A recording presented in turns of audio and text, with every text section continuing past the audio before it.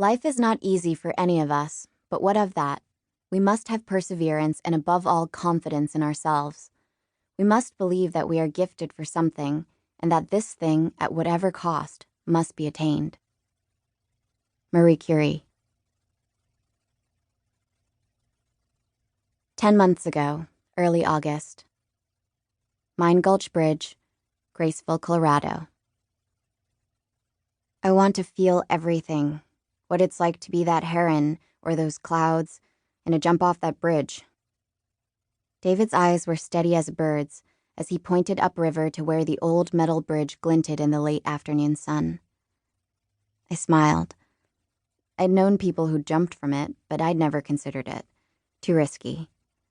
Yet, in that moment, feeling like I could control the Earth's rotation, I grabbed David's hand and we ran. Behind us, we heard the others emerging from the forest to stack firewood on the sand. David pulled up on the guardrails and steadied himself on a piling.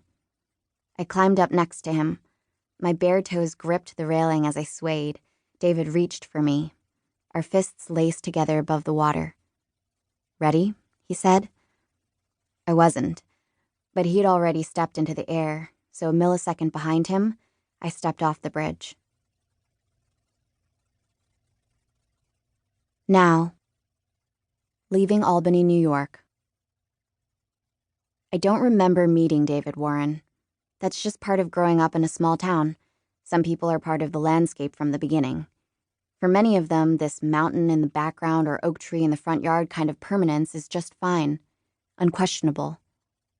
There's little change in their location relative to you, and they travel at predictable speeds. Hannah, my best friend from before I can remember, is like that. Dependable like an oak in the front yard, always there. From the time we could toddle, we were together. In the preschool sandbox, holding hands on our first day of elementary school, in 4th grade, exploring the trails behind my house and pretending the lookout bench was a one-room school. By middle school, taking cookies to our blue-haired ladies at Christmas. I have no first memory of Hannah, but that doesn't matter. She was at every birthday party from 1 to 18. We grew together until it was time to part, and I left her standing in my front yard certain she'd be waiting there when I returned. Still, there isn't anything I could conjure from the dry mountain landscape of Graceville, Colorado, that might explain my friendship with David Warren. And so not remembering how I met him is like a black hole. I asked my mom if she knew when I met David. I was hoping for some story like how we were kids at the park and he knocked me down with a hug but then threw sand in my eye. But Mom said she met his parents in childbirth class. My roommate Mina thinks life in utero is like being behind a curtain, and that babies actually learn much more about the outside world than we give them credit for. She says this is why newborns turn their heads toward their mother's voices seconds out of the womb. Mina is probably right about this because she's nerdy about things like developmental psych. It makes me wonder if David and I could have been communicating even then. I bet he called out to me at those birthing classes. "Hey, Scarlett, does that breathing calm you?" And I answered in the secret language of those not yet born. I get more room to kick when she exhales. David laughed. "Ah, getting cramped in there?" "Of course. What about you?" "I can't wait to get out," he said, and elbowed his mother's uterine wall for emphasis. "Yeah, me too." That's it. That's how I met David Warren. Both of us in utero, cramped as hell, waiting for the right time to drop into position, to escape. Now, approaching the Pennsylvania state line.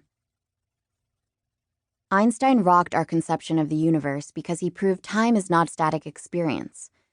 In other words, there's not just one now to be here in, as the bumper sticker of the Subaru Forester in front of us for the last 75 miles asserts.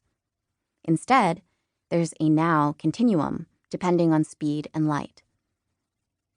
To tell my story, I need to lead you through a series of my nows, but I can't start at the beginning, my birth 19 years ago, or even when David and I stepped off the bridge up Mine Gulch Road and everything changed. I can't start at one now and travel straight to this one, where I am en route to an internship in California, because by the time I finish, I won't be here anymore. Motion continues, and though time feels linear in some ways, that's just another way common sense fails us.